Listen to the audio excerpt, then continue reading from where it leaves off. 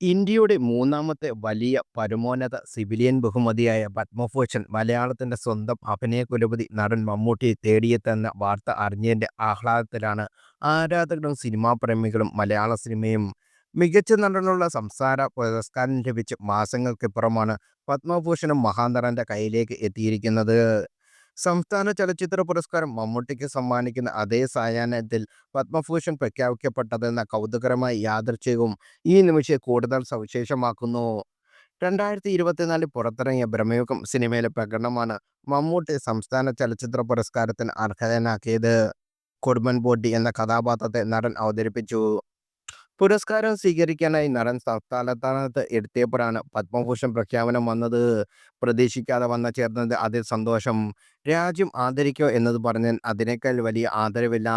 സന്തോഷം, അതിസന്തോഷം. എനിക്ക് സന്തോഷമാണ്, മലയാളികളും സന്തോഷമായില്ലേ എന്നായിരുന്നു മമ്മൂട്ടിയുടെ പ്രതികരണം. പത്മഭൂഷൺ നൽകി മമ്മൂട്ടിയെ ആദരിച്ചത് നമ്മുടെ മന്ത്രിസഭയ്ക്ക് ഇപ്പോഴെങ്കിലും കാണാൻ സാധിച്ചു.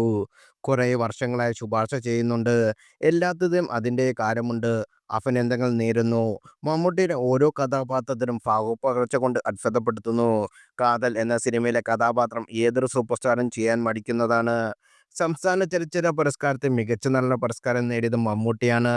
ലോസ് ആഞ്ചലസിലെ ഓസ്കാർ അക്കാദമി മ്യൂസിയത്തിൽ പ്രമുഖം പ്രദർശിപ്പിക്കുന്നുണ്ട്. മമ്മൂട്ടി മലയാളികൾക്ക് നൽകുന്ന അഭിമാന നിമിഷമാണ് അതെന്നും പ്രിയ നടന് അഭിനന്ദനം അറിയിച്ചുകൊണ്ട് മുഖ്യമന്ത്രി പിണറായി വിജയൻ പറഞ്ഞത്. പത്മഭൂഷൺ നേട്ടത്തിൽ മമ്മൂട്ടിക്ക് ആശംസ നേർന്ന് കമലഹാസനും എത്തി. ഞാനും മമ്മൂട്ടിയും ഇതുവരെ ഒരുമിച്ച് അഭിനയിച്ചിട്ടില്ലെങ്കിലും അകലെ നിന്ന് ബഹുമാനിക്കുകയും അടുത്തുനിന്ന് വിമർശിക്കുകയും ചെയ്യുന്ന ആത്മബന്ധമാണ് ഞങ്ങൾക്കുള്ളത്. ഒരു മമ്മൂട്ടി ആരാധകൻ എന്ന നിലയിൽ എൻ്റെ ആരാധകരും മമ്മൂട്ടിയുടെ ആരാധകരാകുമെന്നാണ് എൻ്റെ ആഗ്രഹം. പത്മഭൂഷൺ മമ്മൂട്ടി എൻ്റെ സുഹൃത്ത് ഹൃദയപൂർവ്വമായ ആശംസ നേരുന്നു എന്ന് കമലഹാസൻ കുറിച്ചു. പത്മശ്രീ ലഭിച്ച് 28 വർഷങ്ങൾക്ക് ശേഷമാണ് പത്മഭൂഷൺ നടന് ലഭിക്കുന്നത്. 1998 മമ്മൂട്ടിക്ക് പത്മശ്രീ ലഭിക്കുന്നത്.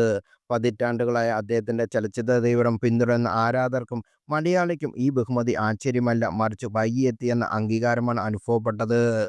പലരും ആ പരിഭവം കുറിപ്പോടെ പങ്കുവെക്കുകയും ചെയ്തു. ഇനിയും മമ്മൂട്ടിക്ക് പത്മഭൂഷൺ നൽകിയിരുന്നില്ലെങ്കിൽ ആ ബഹുമതിക്ക് തന്നെ വില ഉണ്ടാകുമെന്ന് അവർക്ക് തോന്നിയിട്ടുണ്ടാകും.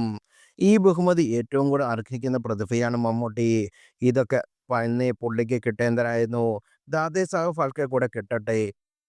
10-20 വർഷം മുമ്പ് അദ്ദേഹത്തിന് എത്തിച്ചേരേണ്ട അംഗീകാരമായിരുന്നു എന്നിങ്ങനെ പ്രേക്ഷകരിൽ നിന്നും വരുന്ന പ്രതികരണങ്ങൾ.